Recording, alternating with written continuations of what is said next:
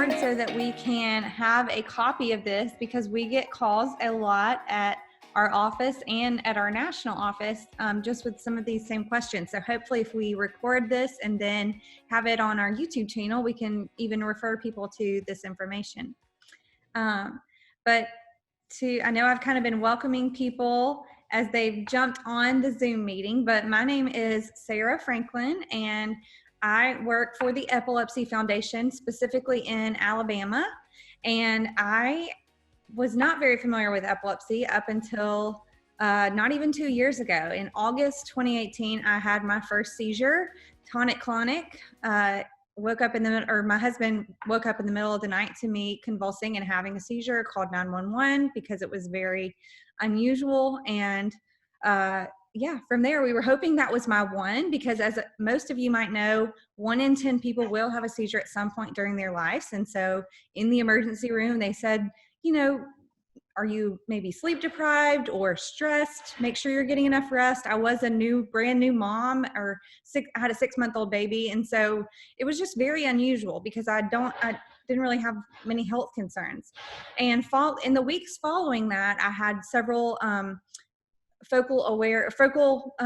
complex partial seizures. So I started on anti-seizure medicine and went through a journey to, I'm thankful to now have seizure control at the time being. So I'm about 14, 15 months seizure free. So a lot has happened, and I've learned a whole lot during that journey, including I'm now a mother of 2. So lots of this information that Dr. DeWolfe is going to go through today, I did not know as I was starting this journey of epilepsy myself. So one of my goals as Epilepsy Foundation Executive Director in Alabama, but really just to empower women with knowledge and information and help you walk through the journey. Before the pandemic came upon us, I was talking with Dr. DeWolfe, who's an epileptologist in Birmingham at UAB, and I was asking her, I said, would you be interested in having a conference with me, maybe a half day on Saturday? We could do it in Birmingham and invite people from across the state of Alabama to join us for a morning of let's just have a light little brunch and learn from you and hear encouraging information. And so that was our original plan, but now we are offering it virtually, and it's neat to see we have people from across the U.S. on this call. And it's neat too, because even Thometta, who you're going to hear from in a moment, she didn't even have to travel anywhere to address us. So I really appreciate everyone jumping on your Saturday. We want to make sure that we're respectful of your time, and I think you really will enjoy it. So I believe Ballard now is going to, Ballard is our programs and events manager. So he is one of our, maybe the only man on the call right now. So Ballard, you'll have to turn on your camera and see all the females here, but we'd love to give him a chance to recognize we have some statewide sponsors that really make everything possible for our chapter. So Ballard, take it away. Good morning, everybody. I will not stay on your screen very long, but so we want to thank a couple sponsors. We have ASI and UCB, and I want to say a little bit about ASI. Where'd it go? Sorry.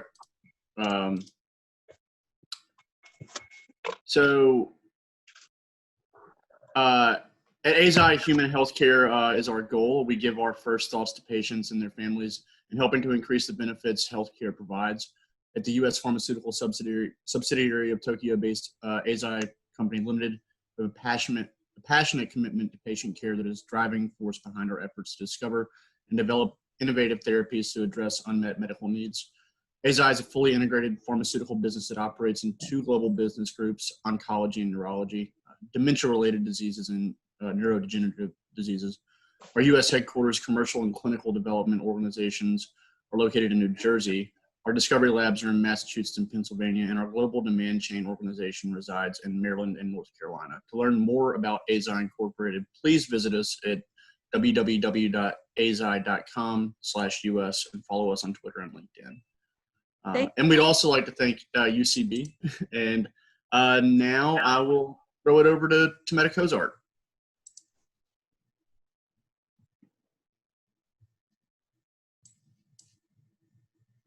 Thometta? Hi.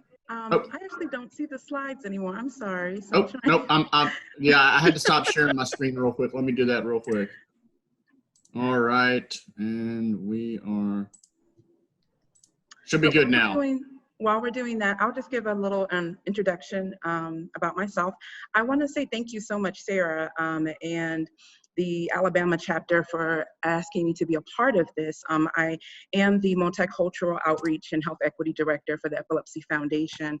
And as someone who is not living with epilepsy, but 4 years ago really didn't know a lot about epilepsy, let alone the aspect of other seizure-related disorders. I'm honored to have taken an inquiry of wanting to know more and how I can help to be able to now have this position to be able to help our foundation kind of move through this space of not only addressing people who are living with epilepsies, but the discrimination that they go through and other aspects of social determinants that really make being able to live seizure-free a struggle. So this is a wonderful opportunity for me to be in this position, and I'm glad to be here today. So I just want to tell everyone a little bit about how I actually got here. So I was doing my doctoral studies at the University of Alabama, Roll Tide. And I was teaching a class, and I had an African-American young lady, about 19 years old, have a focal seizure in my class. I did not know what that was, and after talking to her after class, I realized she actually really didn't know either. She literally described it as having a period where she loses time. And when I talked to her about that, she told me that she has been losing time for about 9 or 10 years. So she remembered being 8 or 9 years old and having these spells, had not had a diagnosis of epilepsy, had not seen a neurologist, and clearly was making life decisions based on that. She didn't know how to drive, and she was 19 years old. It really took 2 weeks later for her to have a tonic-clonic seizure for her parents to take her to a specialist and for her to get a diagnosis. So that was a wake-up call for me, that although I had been working in public health for 10 years, I got my master's of public health from the University of South Florida, and I used to work at the Florida Department of Health as their deputy press secretary and their public relations director for their Office of Minority Health. With all that time, I had not ever really known a lot about epilepsy, let alone the disparities that exist. So I decided to do my doctoral health education internship with the foundation. I went to Maryland for a summer, focused on the aspect of being able to do outreach to African-American men around epilepsy disparities and brain health, based on data that came out from CDC that said that they were dying prematurely of epilepsy-related deaths. And so it's just been a whirlwind experience since then, how the foundation has asked me to do more and more to be able to bring this space of talking about equity. And thus we created this hashtag of epilepsy equity. So that's how I actually got from Alabama. I didn't move back to Florida though, to do the work that I do for the foundation. So again, it's an honor being here. So I just wanted to share with you all just a bit of information about what we're doing at the foundation around looking at disparities that impact women. So if my next slide could come up. So according to CDC, we do know that there are over 1 million women and girls living with epilepsy and other seizure-related disorders. And so specifically, we understand that gender within itself does impact the aspect of trying to live seizure-free. So for women, that includes hormones, looking at medications for other conditions, birth control, pregnancy, and menopause. All of those things that are specific to the aspect of being female do impact your aspect of living with epilepsy. And so I'm honored to be here with Dr. DeWolfe, who is going to go in great detail about those particular topics. In addition to that, we also know that women of color who are living with epilepsy also have a greater concern of a lot of these challenges. And if I can go to my next slide. The foundation has created quite a few tools and resources. This is just one of them, and it's a discussion checklist. So it's a lifespan approach to the aspect of being able to talk about epilepsy at any age. So as young as before puberty all the way into menopause. This is an opportunity, just a fact sheet for someone to be able to look to say, you know, I might be having these issues. I do have questions about this. One of the things that makes this so timely is the fact that, and this is available on our website, is that with telehealth now being pretty much the way of the way we're doing medicine with COVID-19 and social distancing, this allows organizations to be able to prep their patients and for the different chapters to be able to prep their clients for their visits. So you can use this as something to guide your conversation. If you're a parent of a young lady who's living with epilepsy, this also helps them to maybe be able to describe some of the questions or the things that they're going through when they may not actually know all of those medical terms. So this is just one of those gender-specific resources that we have at the foundation that we're hoping more and more people will take advantage of. Next slide. And so in terms of the aspect of knowing again that when it comes to females and specifically women, we are usually the backbones of our family. Many of us actually put ourselves on the back burner to be able to take care of others. We've seen that even more in terms of the aspect of what we're dealing with COVID-19. So we know it's extremely important if you are living with a chronic condition, especially like epilepsy, for you to take the time to be able to do what you need to do first. Make sure that you are living a seizure-free life if possible, and then being able to try to help others. And so with that, we also know that there are other social determinants that contribute to the disparities that women see. So specifically women of color who are living with epilepsy, we know that they are at a higher risk of comorbidities such as stroke, obesity, and either psychological distress. And so these are areas that we have been able to try to make partnerships so that there are more opportunities for women to be able to talk about these conditions in addition to the aspect of epilepsy. We know that for some women who have epilepsy and they also have other disabilities, then that may impact the aspect of mobility, sensation and pain, thinking and memory, sleep and fatigue, sexuality. These are all things that, again, we're trying to make sure that women have a safe space to be able to discuss those, in addition to the aspect of what they might need to specifically discuss with their neurologist. And then, of course, we do know that there also are women living with epilepsy who actually don't discuss these issues with medical practitioners, especially non-neurologists. So once they actually do get a diagnosis, they only really talk about their epilepsy-related issues with the neurologist. Well, your primary care physician and the rest of your care team should also be aware of what you're going on, so that what you have going on, so that you can have a more comprehensive aspect of care. We also know that women of color who are living with epilepsy and women who are living in rural areas, and of course the bit of time I did spend in Alabama, I do know that quite a bit of the state is rural. Both of those populations are more likely to be using anti-seizure meds that are either outdated or there have been advances that they could be connected to. So those are the types of disparities that we are trying to address at the foundation level, and we're always looking for partnerships and individuals who will help us to be able to take a stand in these areas. Next slide. So in terms of some of those partnerships, I want to speak specifically about the initiatives that I'm either working on or I lead. So internally, our foundation is going through a period of change. We have a new CEO. She is very passionate about our organization taking a stance against racism and then also discrimination. We know that both of those things impact everyone's health, but definitely if you have a chronic condition like epilepsy, all the more.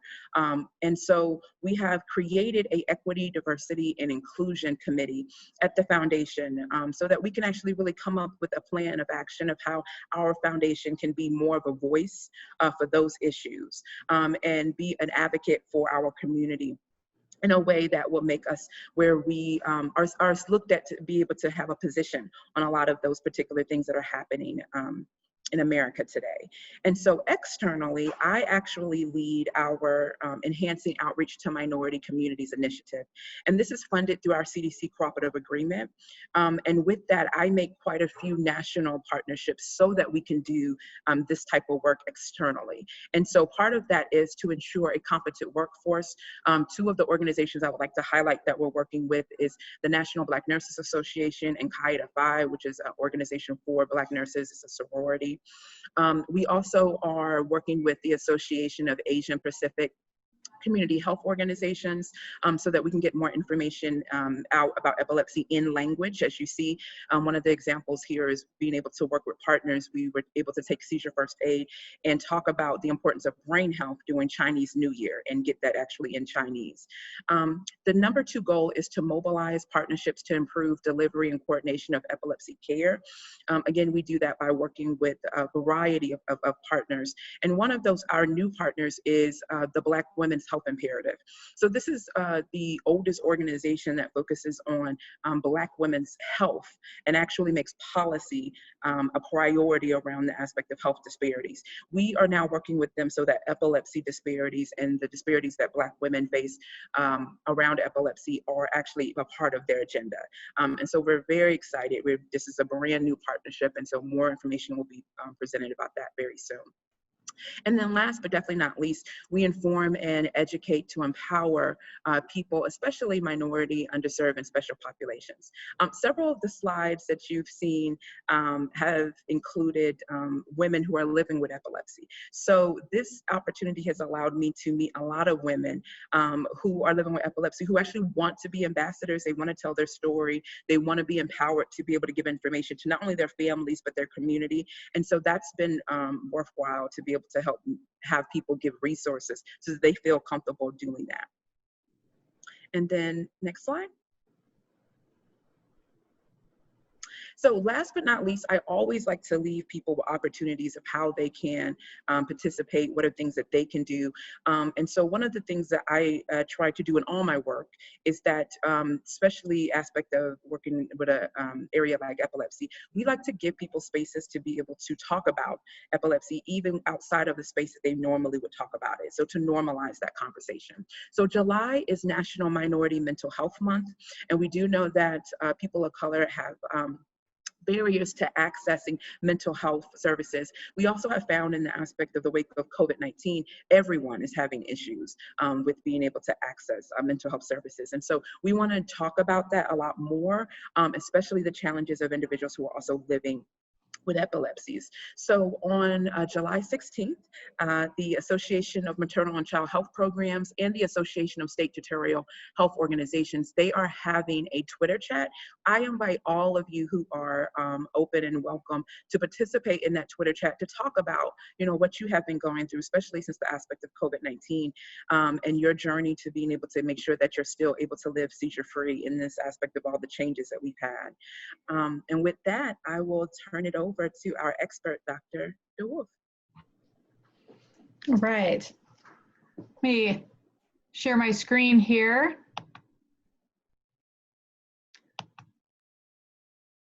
Get over here. There. So first of all, I would like to thank Sarah for organizing this event, highlighting these really important aspects of what women face every day with epilepsy. I really appreciate all that the Epilepsy Foundation of Alabama has done to support and try to end epilepsy, which is our goal. I also really want to reach out and appreciate and welcome Thometta and her strong message and all the wonderful things that she's doing for folks out there. So just a wonderful job. I'm so appreciative of being able to be a part of this morning. And I want to thank everybody for joining us on this beautiful Saturday morning. And we'll talk about a few things this morning. And I appreciate going on this journey with us all together. Okay.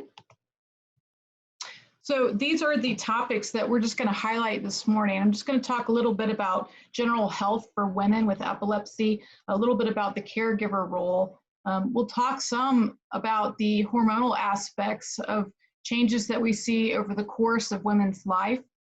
We'll talk about family planning and pregnancy issues as well, including breastfeeding and information that we've learned just over the decades of observing women with epilepsy.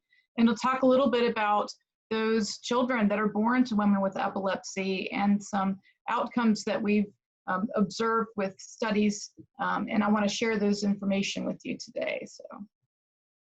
So we'll talk a little bit first about general health for women with epilepsy. And so something that is our goal for each person with epilepsy, man, woman, child, anyone, this is our goal. We want people to be seizure-free, and the goal is to be seizure-free on the least number of medications, on the lowest dose that's required in order to control the seizures, and have no side effects with it. And that is our goal and what we work towards. And each patient, this is a giant success if we can reach this goal. And so I want to highlight just important steps in general health of what patients can do, what people can do in order to try to give your best foot forward, your best chance at having the best control that you can. Because you have important life to get to, and we need to make sure that we fight these seizures and control them as much as possible. And so the first important step is to see your neurologist. See your neurologist, optimize the care that you have for your epilepsy, make sure that your diagnosis is correct, and that the treatment options that we are using to help care for you are the best. And let's get the best control that we can. Making sure that you take your medications as prescribed. One of the hardest things to do is remember that you need to take these medications. It's so easy for all of us to forget that. And so things to do that have really helped, and I hear this all the time from patients, and we work together to try to help with these options to try to help us, is we just all need these little reminders just to help us. And so set alarms. If you have a phone that has a little alarm on it, set it so that you can help remember, ding, oh yeah, that's my time to take my medications. Use a pill minder, your Sunday through Saturday box, fill that up, and that's an extra step to help check, did I remember to take my medications? Oh, ding, I hear the alarm. I'm ready to take my medications here. But maybe something happened that morning and it's past the time where you would take it. And you think, did I take my medications? Well, you can look at your pill minder, open up the box for that day and see that your medications have been taken. And then you can pat yourself on the back that yes, you did take your medicines. But if you see the medicines are there, that's the opportunity to go ahead and take medications right then. So these are just two examples of something that we use every day, and these small little things just help us so much to make sure that we are safe and controlled with our seizures. It's important also to look at everyone as a whole. Look at the holistic approach. We need to make sure we're all caring for ourselves, every aspect of us. It's so important to get good sleep.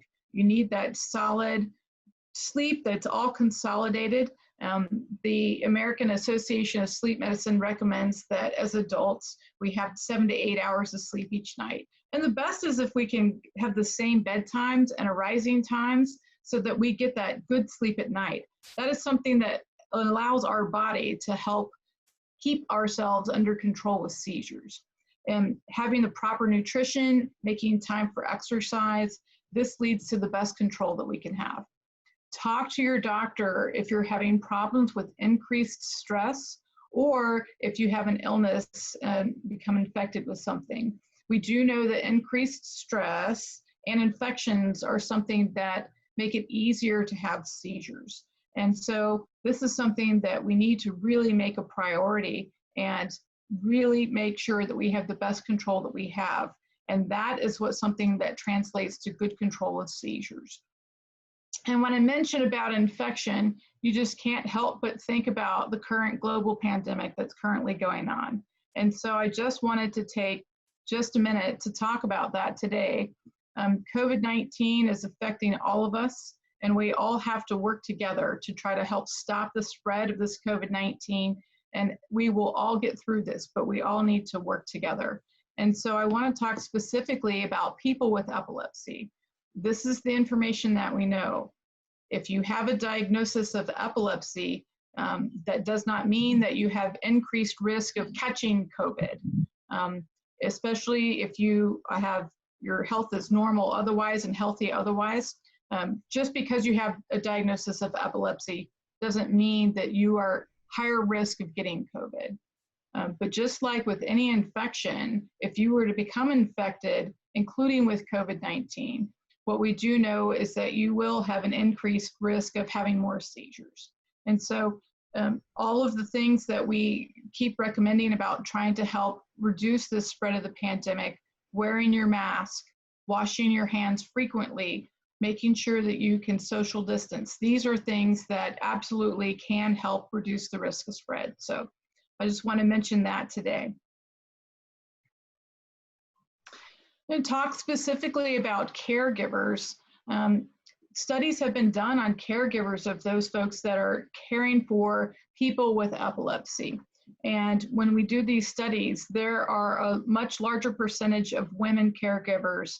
I'm not saying men aren't out there caregiving as well, but we do see a higher percentage of these caregivers being women. And something that I see every day is that whoever you're caring for, you put above yourselves. You work yourself to the bone. You don't take any time for yourself. You are absolutely dedicated to doing this caregiving because of the love and passion that we have.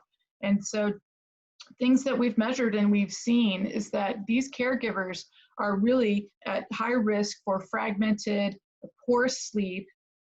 There's a much higher level of stress, anxiety, and depression in caregivers of people with epilepsy. And this has a very important impact on just all aspects of their life. And we measure specifically quality of life. These factors can help reduce quality of life. This affects all aspects of families in general and how they interact. And so one of the most important things that you can do as a caregiver is promoting your own self-health. As long as you're budgeting time to care for yourself, and that means that you are going to be at the optimal chance to help that person that you're caring for. So it's so, so important to make sure that you're budgeting this time, that you're doing a comprehensive approach. We want to make sure that you're getting adequate sleep at night. You are eating healthy. You are making time for exercise. Make sure that if you're having issues with stress, that you bring that up to your doctor and let you know. There is so much exciting work that's going on in caregivers with epilepsy, looking at what are aspects, what are different opportunities that are available to help improve folks, and different, not only individual-centered counseling for caregivers themselves, but something that's so enriching and rewarding are these opportunities for family-centered counseling, when you can bring everyone together as well. And so all of these show such promise for improving quality of life and just overall well-rounded self-care. These things are just wonderful, and I am so excited to see much more of this just explode recently, specifically about caregivers. And I just wanted to make a mention about that today. There are lots of opportunities, and make sure that you talk to your doctor about these. I'm going to talk a little bit about hormones, really, and focus on how hormones affect us, and talk about several different issues related to that. Specific topics I'll mention here. Want to first talk about puberty. And so this is when we have a lot of hormone changes that occur. When the menstrual cycle first manifests, something we call menarche. What we've done is look at the studies of women just across the whole lifetime, and when are people manifesting with seizures? When do seizures first start? And it's so interesting because a large percentage, almost half, about 49% of women will have the onset of their seizures sometime around the onset of their periods.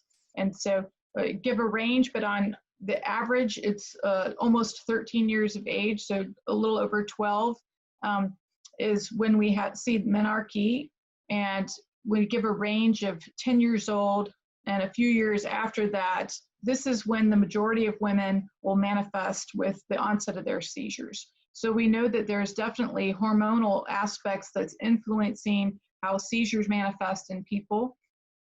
If you are going to manifest with a seizure around that time, most of those women, it'll be in the same year that you start your period. We know that looking at hormones in particular, they can affect as you go on after you've begun your period. We start to see these impacts on women with epilepsy, something that's called catamenial epilepsy. What this means is that you have at least a twofold increase in the number of seizures and severity of your seizures around the time of your menstrual cycle. And it's almost half of women that will complain of this. I just want to take a few seconds here just to kind of point this out. When we look at the menstrual cycle here, we see these two hormones and the interplay. So the red here is representing estrogen or estradiol, and the blue here is representing progesterone. And there are two main periods during the menstrual cycle where we see a split, where we see a higher level of estrogen, and that's the time of ovulation. We see a higher level of estrogen compared to the progesterone, and then also at menstruation, and we see a higher level of estrogen compared to the progesterone there. And estrogen we think of as something that makes us more vulnerable towards seizures, whereas progesterone is something that we think of being more protective against seizures. And when we see that split, those tend to be times that women may have more seizures. Not all women, but some women are more vulnerable during this time. And so if you feel that seizures may be related to your menstrual period, making sure that you are tracking this in your seizure diary and taking a diary also of your menstrual cycle patterns. This is something to share with your doctor to ask, is this something that may be affecting you? Different treatment options have been studied for women that have a specific worsening of their seizures around these hormonal changes, these catamenial epilepsy.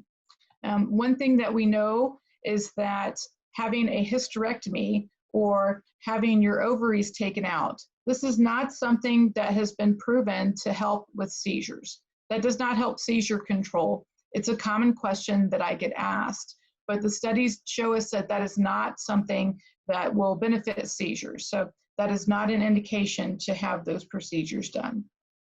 Other studies we've evaluated the impact of giving patients hormones and trying to see if that helps with their seizures. We do know that oral contraceptive pills that are in combination with estrogen and progesterone, those studies are divided. And there is not a clear evidence that oral contraceptive pills will proven to help you with your seizures. Some people worsen, some people are improved, and some people have no impact on their seizures. And we don't have a good way of predicting that. But what we do know is that if you happen to have a pattern of worsening of your seizures around the time specifically with menstruation, we do know that taking hormones such as oral progesterone, or to a lesser extent, progesterone through injection with shots, this is something that potentially may improve seizure control. And so it's very important to talk with your doctor about this and ask if these sort of treatments may be something that could be right for you. I want to also talk about menopause. Something that we do know is that potentially women with epilepsy may be at increased risk of more seizures around that time when menopause is starting to approach. We're just starting to get into that period between not menopause and then after menopause. We call that perimenopausal time. Women with epilepsy may also be at risk for early onset menopause. Early onset may be going into menopause maybe 3 to 4 years before the typical age of menopause. And so these are just things to just be aware of. If there's a family history of early onset menopause, that may be another risk factor as well. After we go through menopause, it's something that's a little refreshing to say is sometimes seizure frequency improves. And actually, that's a good percentage of the time. We see significant improvements in seizure frequency. I find it so interesting, though, that if somebody happened to have seizures around their period, sometimes if they continue to have seizures after menopause, sometimes it's still around the time that they would have had their period, even though they're not getting it anymore. So we do know that it's not only just the estrogen and the progesterone changes that affect the seizures. The whole cascade of hormones all interact and can modify seizures. And we are studying about that to learn more about that to try to end epilepsy. Once you go through menopause, things that we know also is some women may have worsening of their seizures if they were to get on hormone replacement therapy. So if this is a situation that you are in and you're considering hormone replacement therapy, I encourage you to talk to your neurologist about this and work together with your gynecologist to see, is this right for you? Bone density. This is the thickness of our bones.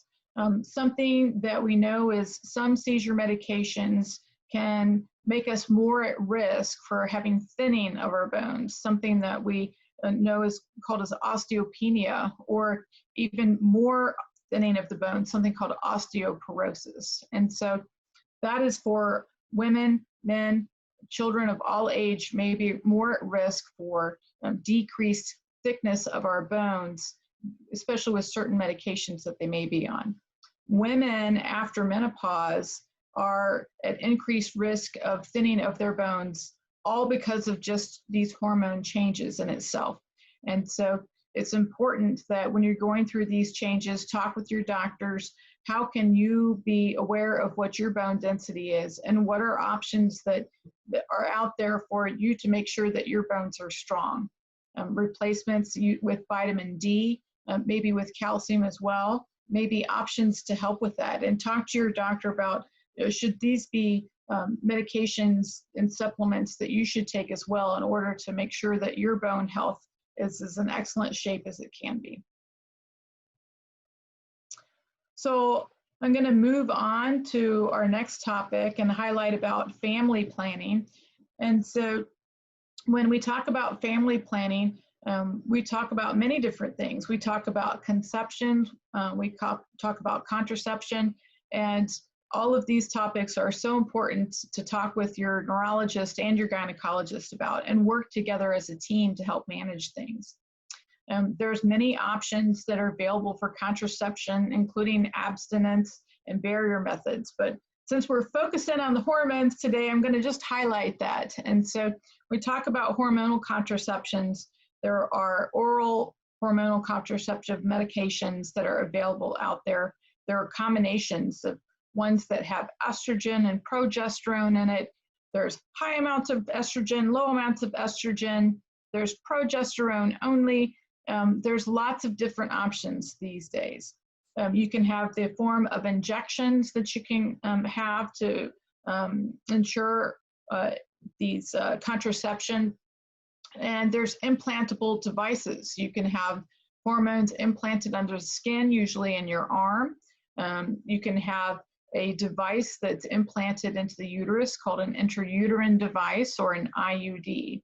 The IUD can be something that is coated with hormone medication, or it can be not coated. It can be a copper device that's just implanted. And they have many of these options available today. It's very important to talk with your neurologist before you start any of these particular hormonal contraceptive options, because these options potentially can impact your seizure medications. And it may be possible that if you were to get on one of these treatment options, that it would make your seizure medications less effective and make you vulnerable to seizures. So it's so important to talk with your neurologist about this before starting or coming off one of these medications and changing to another one. Talk with your doctor about it and make sure that We don't need to do things like check your medication levels and adjust your medication doses if there are signs that you're having low levels in your blood. In addition to that, some of the seizure medications that we ourselves take may impact these hormonal contraceptive options themselves. And so if you see any problems with bleeding or spotting throughout the month, that might be a sign that your contraception is not really working very effectively. And so it'd be important to talk with your doctor about what options should I do with the medications that I'm on? How do these interact together? I want to make sure I'm getting the best seizure control that I can, and I want to make sure that I'm having effective contraception. And so I just want to highlight these things. Other family planning, something that we want to make sure that we work with and do is get the best seizure control possible before starting your family. And once we have that, once we've achieved that, the goal, then it's important to get a baseline medication level. So this can be a goal that we can aim for. So if you were to develop seizures after you become pregnant, then we have a baseline level to look at. This is what I was when I was having very good seizure control, and my level was this. And that might be something that helps us decide how to adjust medications to help make sure that we can control seizures as best we can. Other things to do are start on a vitamin supplement. Women of childbearing age that are on seizure medications should be on folic acid. The amount of folic acid is still something that we're studying about, but extra folic acid in the form of a pill is something that really is something that you can measure and something that is concrete. We do know that folic acid, it's a vitamin. It's available in green leafy vegetables, and it's fortified in our grains in the United States. However, what we do know is that potentially seizure medications may decrease the levels of folic acid in our system. So having extra folic acid is very important. And it has a lot of benefits too. Folic acid is something that the baby uses to grow all throughout the pregnancy. It improves the development, and this potentially can increase the IQ of those babies, of mothers that were taking the folic acid before they became pregnant. And this is true for women with epilepsy when we have studied those children that are born to women with epilepsy. So there are a lot of benefits of folic acid.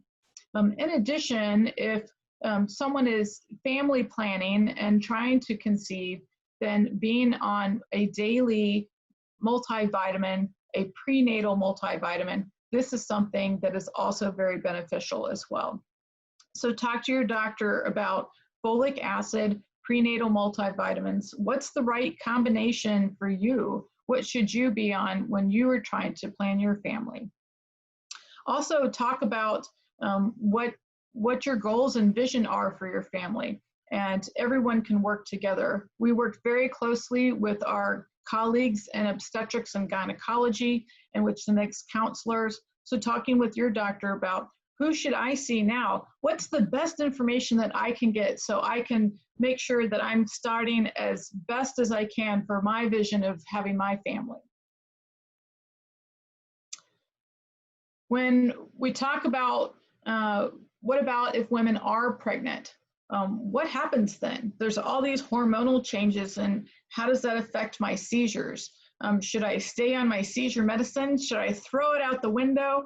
What do I do to protect my baby and to protect myself? What can I do? How does this impact the seizures that I have? And so we have been studying this for many decades now.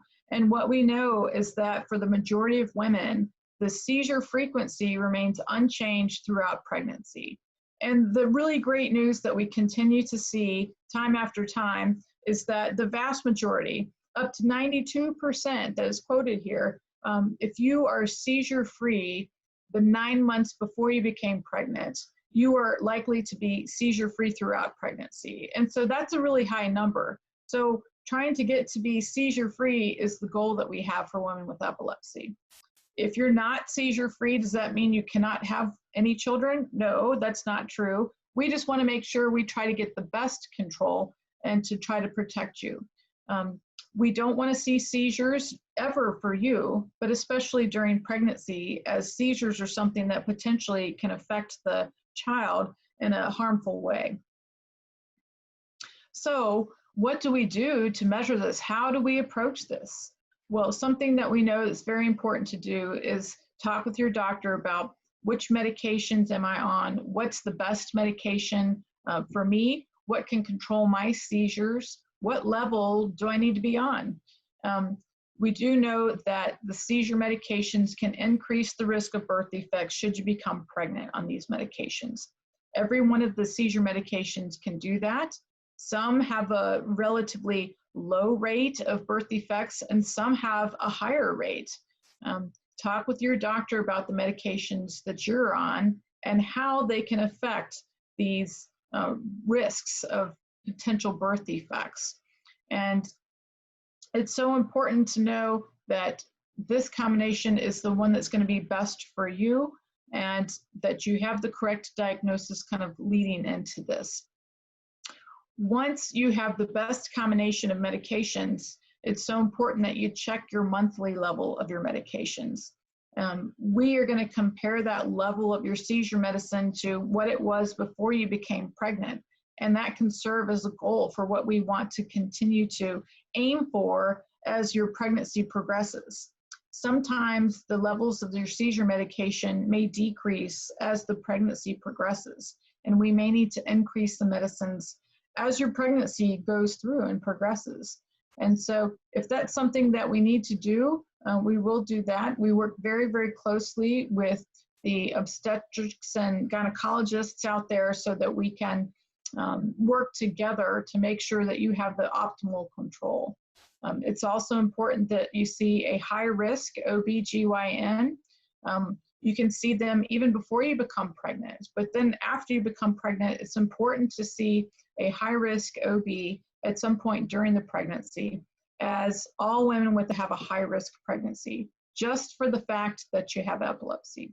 Even if you are seizure-free and well-controlled, it's considered high risk, and we want to do extra steps to evaluate for birth defects and to optimize your care to improve all of the risks as much as we can to give you the best chance to having everything turn out great, which is what our hope is.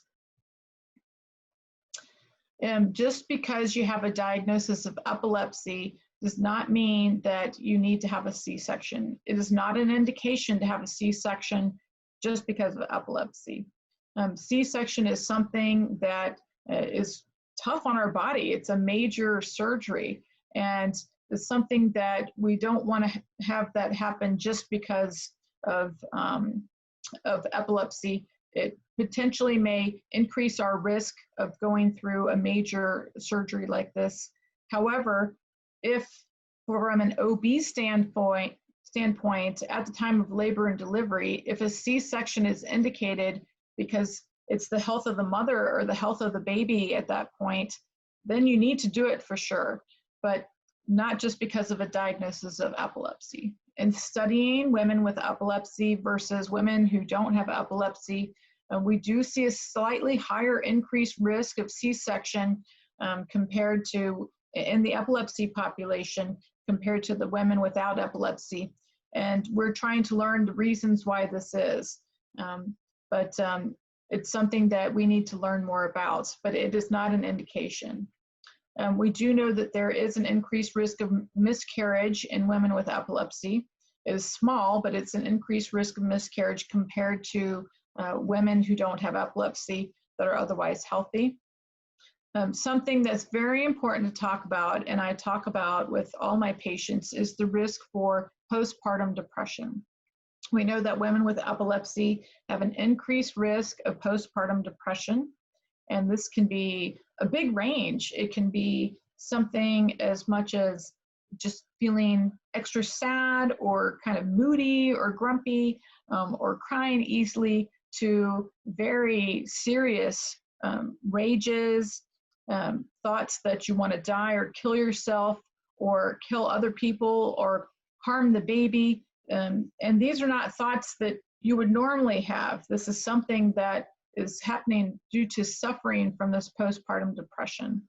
Us as women do not really recognize well that this is going on, but this is something that those around us can recognize. And so what I talk about with patients is that if other family members or friends come to you and say, I'm worried about you, I see this happening, you just need to believe them and have them take you to see your OBGYN and discuss these things that are happening. It's not something to try to power through and feel like this will just, I should just be able to get over this. It's something that needs to be treated. And so I just talk about this. It's great to talk a bit about this ahead of time before you're pregnant, but even if you are pregnant, we talk about it then also, because it's good to talk about in the office when everybody is feeling good, so that if this situation were to arise after you deliver the baby, that you'll be aware of it and know what to do. And that's what it is. We have to arm ourselves with education and know what to do if a situation arises. Most women do not suffer with this postpartum depression, but it is an increased risk, so it's important to talk about. After the baby is here, what can you do to try to help that baby the most? Well, you want to make sure that you are also caring for yourself as well. That way you're there to help care for the baby, and we'll highlight a few of those things to do. But specifics about what to do with the baby, a few points that I like to highlight. For women with epilepsy, when you're changing that baby, I recommend to change the baby on the floor. I don't recommend to change the baby on the side of the dresser or the edge of the bed, because if you were to have a seizure in that situation, potentially the baby may be more vulnerable and could get hurt when you are in the midst of your seizure. I also recommend, if you're giving the baby a bath, get a baby bathtub and put it on the floor and sponge bath the baby. You don't want to have the baby in a big bathtub full of water or in the sink washing them by yourselves in case you were to have a seizure in that scenario. You don't want the baby to be put at risk. I also recommend never to hold the baby while you're cooking in case you were to have a seizure by the stove and lose control and the baby goes flying, maybe on the stove, maybe on the ground, because you are in your seizure.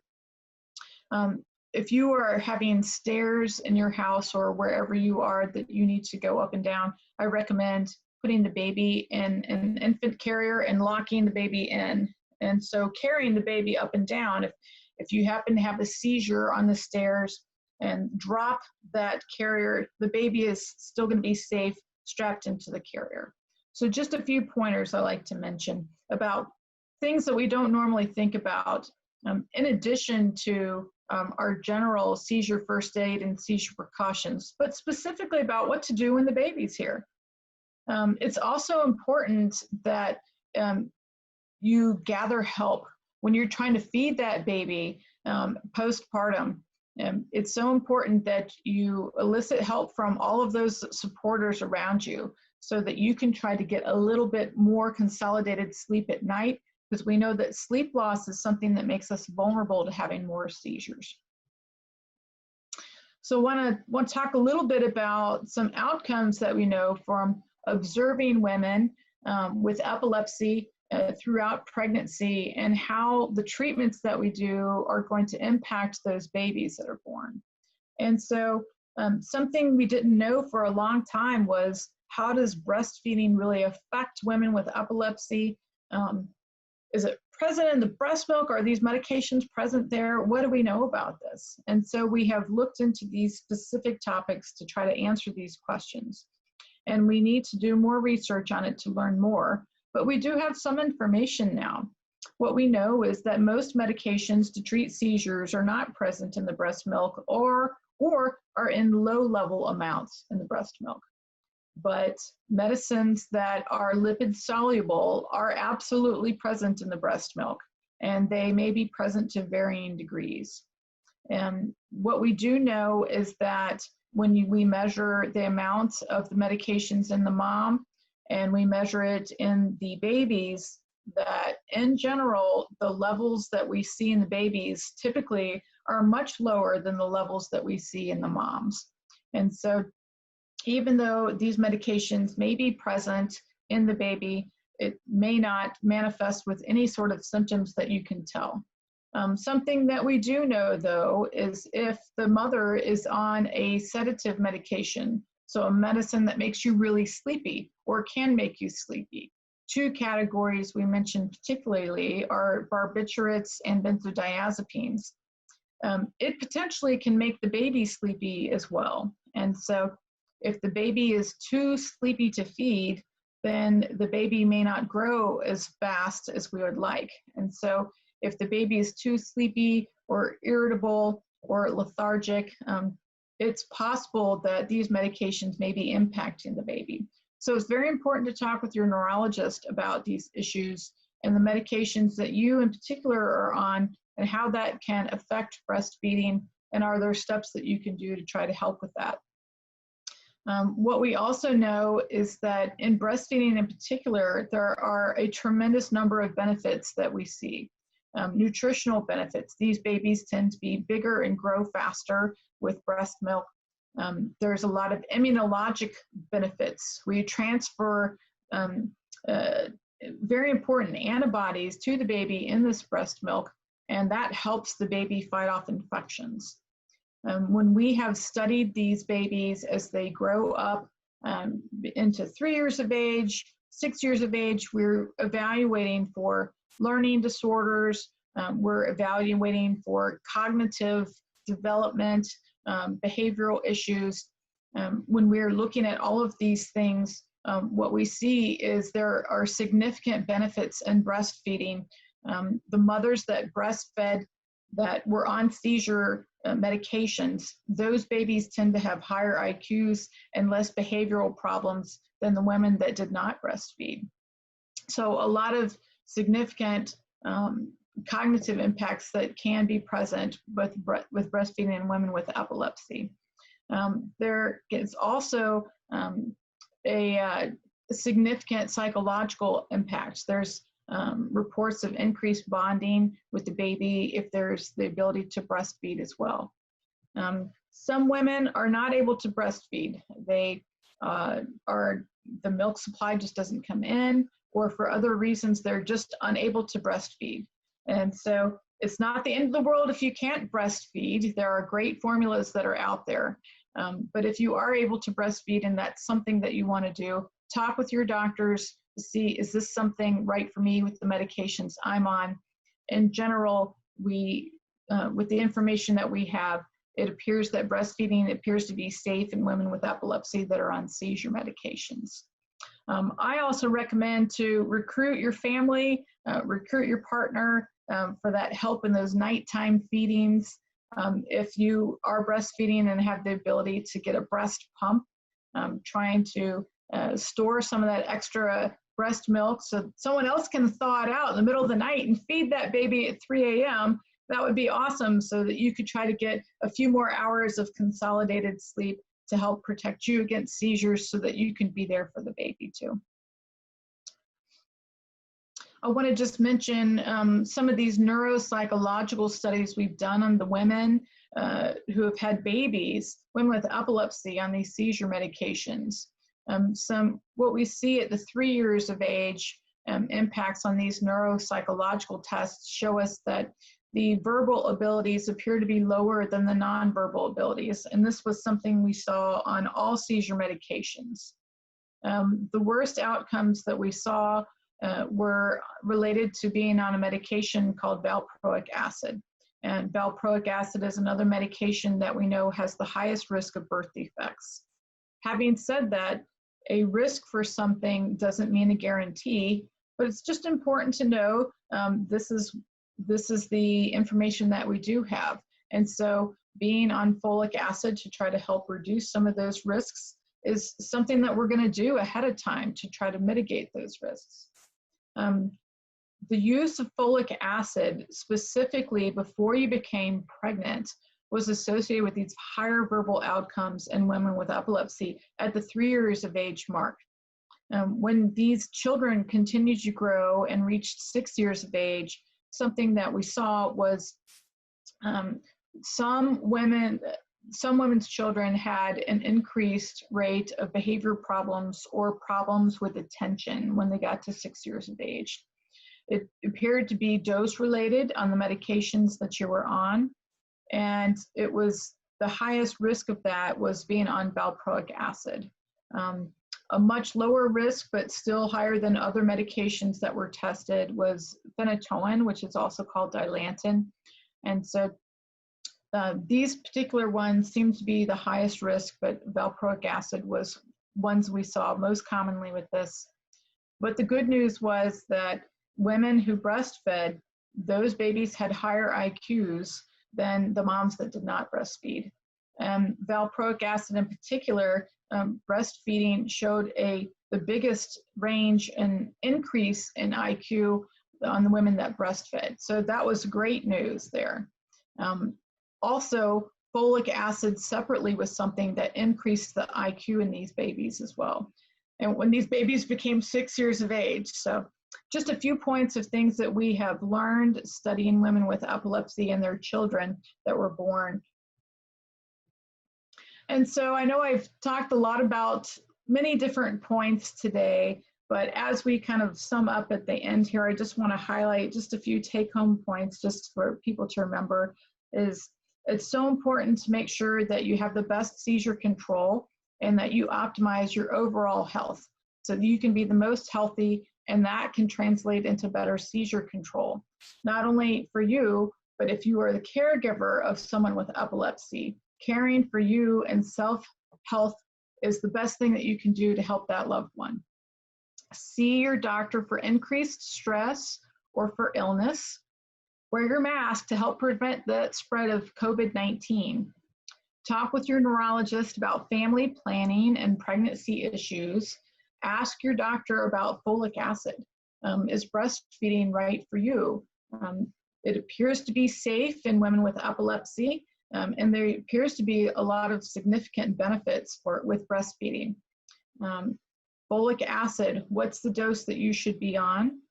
And most importantly, most women with epilepsy are going to have normal pregnancies and normal babies. And so no one should ever tell you you should never have children just because you have a diagnosis of epilepsy. And that's the positive messages that I wanted to talk with you guys today. So thank you so much for joining us this morning. And if there's any time for questions, I'm sure everyone that's here today would like to talk about that after a few other announcements that I know Sarah and Ballard have. Thank you. Yes, thank you, Dr. DeWolfe. As I've stepped into this role with the Epilepsy Foundation, I've gotten to know a number of the doctors across our state, including Dr. DeWolfe, and I really appreciate her. For those that are on the call from across the nation, she's world renowned for studying epilepsy and pregnancy and just women. So here is your chance. If you have any questions for her, she's happy to answer any specific questions. I know I've personally learned a lot from her today and in my time speaking with her before this. So feel free to unmute yourself if you have any questions. Hi, my name is Maggie. Can you kind of go over, do you know anything about like the vagus nerve stimulator? Yes, the vagus nerve stimulator is a device that can be used to help treat seizures. It's a device that can be implanted into your body. What it is, it typically goes underneath the skin here, and there's a wire that will come out, and this wire will wrap around this nerve called the vagus nerve. It's a nerve that runs up and down in our neck, comes from the brain, and comes down throughout the body here. And when we wrap the wire around this nerve as it runs up and down the neck, the box that's connected to the wire is something that can generate this electrical activity. And we can program different settings in it so that the device can turn on and off. With every time it turns on, it can generate this electrical activity that can travel up through that vagus nerve, up into the brain, And the idea is that if you happen to be having a seizure that's occurring in the brain, which is abnormal electrical activity, this electrical stimulation provided by the vagus nerve stimulator may disrupt that seizure activity that's happening in the brain and try to stop that. And so this is a device that's implanted. It can help with many different types of seizures. And it doesn't work with all seizure types, but it can be very helpful for certain seizure types for sure. What specific questions did you have about it? Just kind of like a general explanation. Would it help with a generalized epilepsy? So it can help with generalized seizures. When we talk about generalized seizures, we talk about seizures that appear to start in the whole brain all at once at the beginning of the seizure. And so there are several different types of what they call generalized seizures that vagus nerve stimulators can be helpful for them. Something called atonic seizures or drop attacks appears to be the seizure type that it helps the absolute best with. But other seizure types that are generalized type, including generalized tonic-clonic seizures, tonic seizures, the vagus nerve stimulator is something that can absolutely help with those types of seizures as well. Great, thank you so much. Oh, you're welcome. A question we just got in the chat box, I know, is from one of our advisory board members, Julie Rowe, and her daughter is kind of at that age that's going to transition from pediatric neurology soon to adult neurology. She's a high school graduate. So Julie, I'm going into a lot of the details, but she has a daughter and she's saying, you know, you mentioned that they need to be on folic acid. How much should an 18-year-old take that's not planning a family yet? So in general, women of childbearing age should be on folic acid. Although we don't know the exact dose, we do have a general practice that we follow, and at least 1 milligram a day of folic acid is something we recommend. Depending on the particular medications that you are on may skew how much we would recommend to be on. Somebody's mentioned about valproic acid. So on valproic acid, we recommend to be on 4 milligrams of folic acid a day. That's what we recommend. Would you say on the valproic acid that, is it ever okay to breastfeed on that? So absolutely. The studies showed that women with epilepsy that were on valproic acid that did breastfeed, those babies had a higher IQ than the mothers that did not breastfeed. Really up to 12 to 13 points of IQ that was higher, which is a significant amount that's higher. So there appears to be a significant benefit for breastfeeding specifically on valproic acid. I think this is all good information because of, you know, you are known for your, and I think, you know, my assumption when I got pregnant with my second baby was that I needed to immediately stop all my seizure medicines and that, you know, nursing wouldn't be possible. So I could have really used a lot of this information. And I appreciate everything that, you know, you're helping teach. And another question that I just got was, what is anyone's experience with any patients that are on Epidiolex that get pregnant? Do you know any studies on that, Dr. DeWolfe? So we don't have a lot of information on Epidiolex and in the breast milk. It's something that as Epidiolex is available and is out longer, we will have more exposures to Epidiolex and we'll be able to have more information to tell you. When you just have small numbers of women that are on this medication that are breastfeeding, you can't run a lot of statistical tests on it. So you have to have a certain number of these exposures. And when you're looking at these medications, if you are only on that medicine, then you can conclude more things than if you are on multiple different medicines. And so you just need a large number of these women that have been on it, and you can kind of do this science over time. So Epidiolex is pretty new, and with the longer that we have to study it, we'll have more women that are on it, and we'll be able to talk more about specifics about the information that we do know. So the story is still yet to be told, I think, on Epidiolex. So. And here's another question that I just got privately in the chat box, is that sleep is incredibly important for this girl and seizure control. And she's not looking to start a family anytime soon, but thinking into the future, she can't imagine sleepless nights raising a baby. And so actually, I'll kind of give an intro in my own experience with that. And please, Dr. DeWolfe, catch me if I miss anything. But I would say, from what I can tell, that stress and lack of sleep are my seizure triggers, whether that was the partial seizures that I was having or the one tonic-clonic. And so I have a 2-year-old and a 7-month-old. He'll be 7 months Monday.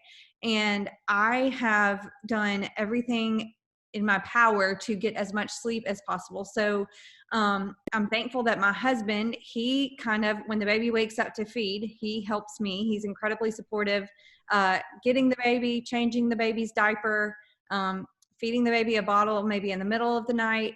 And then also in the morning, when my 2-year-old wakes up at 6, I don't necessarily get up at 6. If my 7-month-old is still sleeping, my husband will get up with the older baby and entertain him. And he just, I don't know, I feel like partner support during that time has been crucial for me. And, you know, taking naps early on when the baby's really little and you are kind of waking up a little bit more. But Dr. DeWolfe, what am I missing there? I think you said it. It's, you know, reaching out for help, looking at including your partner, but also family, especially early on. You know, your family wants to be there for you, but they really want to be there to see that cute little baby. That's what they want to do. So helping invite them in, you know, assign them shifts for, this is your night shift that you're going to be up with the baby helping, and you can have your bonding time then. But using a team approach this is something that has helped tremendously with so many others. And so it's not really the right thing to think, oh, I'm just going to do this all on my own, if you have the opportunity to try to incorporate all of your loved ones that are there to support this. Working together is something that I have seen really have a lot of positive impact, and time for more sleep, because we do know that lack of sleep is something that significantly can increase our risk for triggering seizures. Thank you. And we have another question. Wow, it looks like, I'm not sure if I'm pronouncing your name correctly, but Masnilam is from Indonesia, and she's been married 2 years but is not pregnant yet. She has experienced epilepsy for 10 years. So are there medicines that are recommended for when she's trying to get pregnant? And I assume that's based on the type of epilepsy she may have. Are you, let's see, I'm trying to find her on here. Dr. DeWolfe, do you want to take, oh, I see you. Sure. Hi, am I saying your name correctly? Yes? Okay, good. Okay. Well, what I'll say is we have seen that for some women, potentially there may be issues with infertility. Some medications may be something that could be tied with that. And so if you have been having problems with infertility, make sure you bring this up with your neurologist. Ask them about that topic in particular. Review your specific medications with them. It may be something that you should see a fertility specialist. Seeing a fertility specialist, ask them about different options for fertility, and make sure you have a plan together with your neurologist talking with these, you know, which medications would be right for you, which options would be right for you. There are many different options that are available and out there. And so that would be a whole topic in itself for today, but know that that is something that you absolutely should look into. And so seeing a fertility expert or asking your neurologist about this, and is a fertility expert right for you? Look at your specific overall picture, and they can help you guys work together to make good decisions.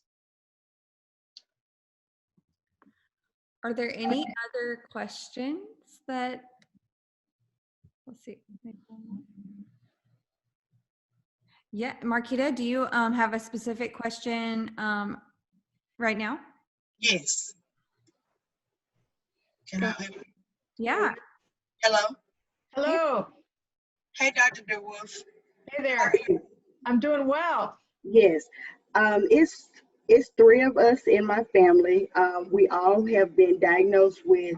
Can Can you hear me? Yes, I can hear you. Uh-huh. Yes, it's three of us. We all have been diagnosed with grand mal seizures. I was diagnosed when I was 17. I'm now 44.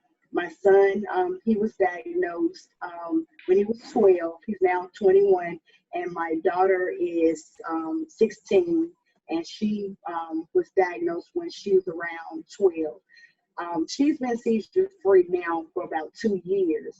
But my son, on the other hand, he's had them starting when he went to college.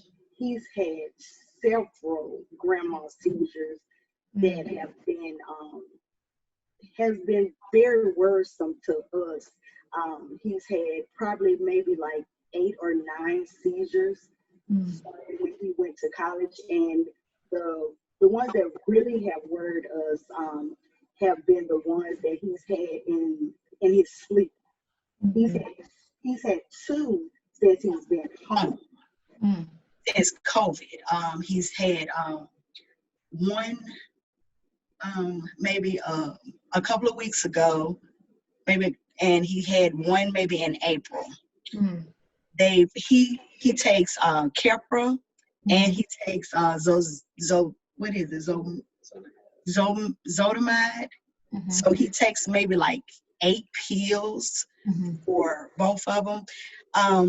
What my question is with him, do you think it would be better? I mean, we've gone through a lot of different changes, and now we're in the process of moving him from pediatric up into an adult neurologist. We're going through that change, but I'm thinking that should we go into the process of maybe trying to get him like a watch or something to maybe try to put on him to try to monitor him when we're not around, because I don't want to take him from his everyday surrounding of going to college and not being around, being off at school, because I don't want to take him out of his everyday activities. Right. So that's a fairly common scenario that I see, is that seizures may worsen when people are off to college. And I think talking with your neurologist about, what's going on with the everyday life, are you getting enough sleep? Are you caring for yourself? Is stress adequately cared for? Looking at that whole picture, trying to make sure that we are controlling and helping with all of those aspects can affect seizure control. Is there stress going on? How can we help with that? And so looking at the whole picture is so important. And then once you have improved or controlled all of those aspects, then if the seizures themselves are still continuing on, then adjusting seizure medications is also going to be important to do. So maybe adjusting the doses of the medication that he is on. Maybe it's a different combination of medications if these medications aren't the ones that are controlling this. These are the next steps to do. So these lifestyle modifications are looking at those are the things that we can do in conjunction with adjusting his medications. And so I would look at the whole picture and make sure that it's like a multi-pronged approach that you do to help control this. And so I think seeing your neurologist for him, that's the first thing to do. There are a lot of great adult neurologists, and he's getting near that transition period there. So it's going to be important that when he does make that transition, that your pediatric neurologist is in good communication with the adult neurologist, so that everyone knows what he's been through, what the current plans are, and that we have all that information when he makes that transition. So making sure that the doctors talk, that's going to be important, and that you get the records also. So just to answer that aspect too. Okay, because my daughter, I put her, well, another question, I'm sorry to keep going. My daughter, with her, she was having anxiety about the seizures, so she started therapy, and it kind of is helping her with the anxiety of the seizures. Those seizures were really kind of the stress of all three of us having seizures. That was very stressful for her, because I think she was thinking that one of us was going to die from those. And so she wanted to go to therapy for it. So she started therapy maybe like a year. It's been almost a year, I think, that she started. She just couldn't deal with it. So we put her in therapy for it. I think that's wonderful. Something that we know is 50% of people with epilepsy also have some sort of stress or mood disorder, anxiety, depression, something related to that that's affecting us. And it's something that people suffer with. And so what we do know is that treating these stress, treating these mood disorders is something that not only can help you feel better and improve your quality of life, but potentially reducing that stress can have good control with the seizures as well. So there's different forms of treating stress, and one that you just mentioned is something that's so important, therapy. And it's not medications, it's something outside of medications that it's proven to be helpful. And so I'm so glad that she's doing that. That's something that's so important to keep in mind. Thank you so much for sharing that. Yes. Yeah, it's really helping her. And she was just like, I just can't deal with that stress. She was like, it was as soon as what was it, the guy Cameron from Cameron Boys died. Yeah, she was just like, and she was thinking like, well, are we gonna pass like that also? And she was just like, no. She was like, I gotta go to therapy.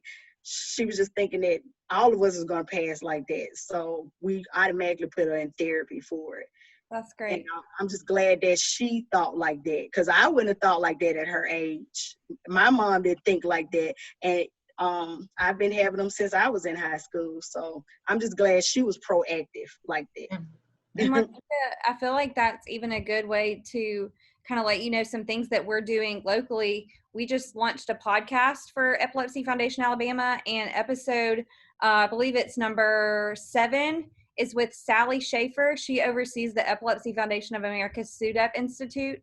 And so she talks a lot about tips to avoid SUDEP, research we're doing, and that's what Cameron Boyce died from, was sudden unexpected death with epilepsy. And that is a topic. It's very rare. 1 out of every 1,000 people with epilepsy passes away from SUDEP every year.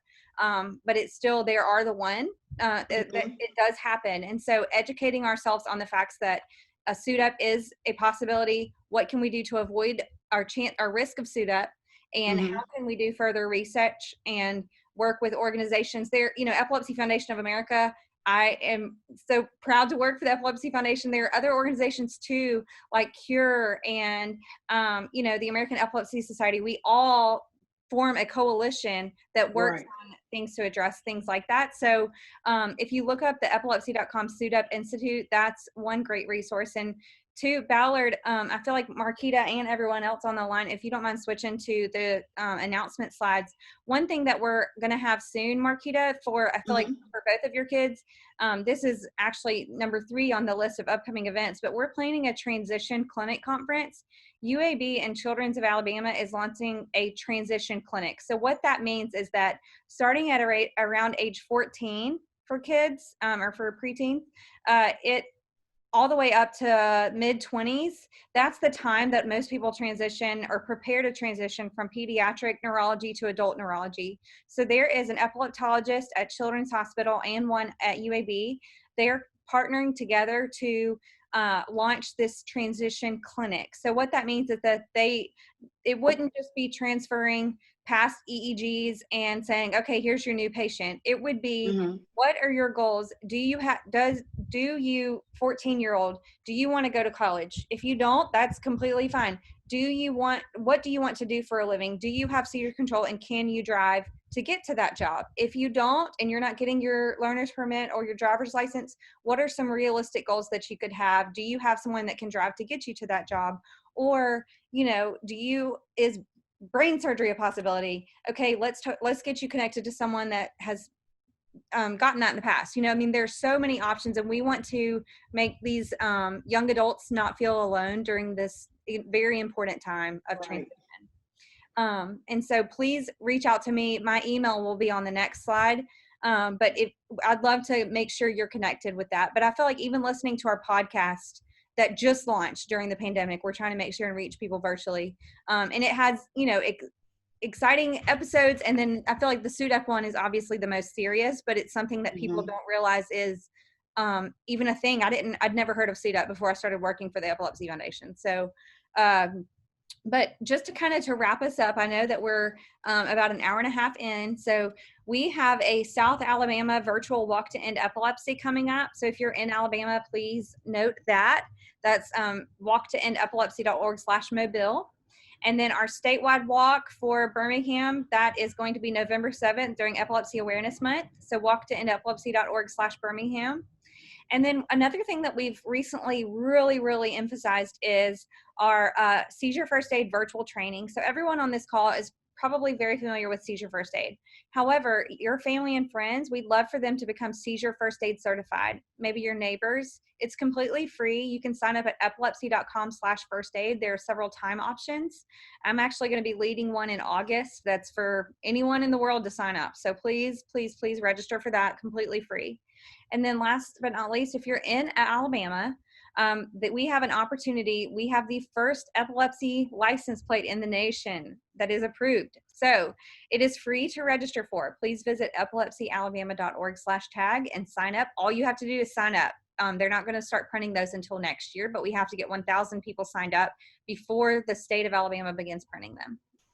So last but not least is this conference today. This webinar is completely free. It was planned to be in person, but if you thought the information was beneficial and you enjoyed today, if you are willing to give a $26 donation for the 1 in 26 people that will develop epilepsy at some point in their lives, we would be so honored if you'd visit give26.com and do that today. And I think that's all, but please, our contact info is on the next slide. Please reach out to us in any way if you have follow-up questions based on the information that's shared. And I just especially, Sharika, I know you're on the line. If you are available to turn on your camera, they are our statewide title sponsor. So anything and everything that we've done this year, they are the reason that we are able to do most everything we're doing. So Sharika, thank you from ASI. Thank you for taking time to do this. Thank you for allowing us to participate. You guys are so inspiring, and Dr. DeWolfe and Ms. Cozart, thank you all. I really have learned so much today. I really appreciate it. Thank you so much. Glad to be here. Thanks, Sarah. Yes, thank you. And I hope everyone has a wonderful Saturday. And please, again, if there are questions that you didn't get answered today, reach out to us. Thank you, Dr. DeWolfe. Thank you. Great job. So Bye, good to guys. see you. Bye-bye. Thank you. Great job.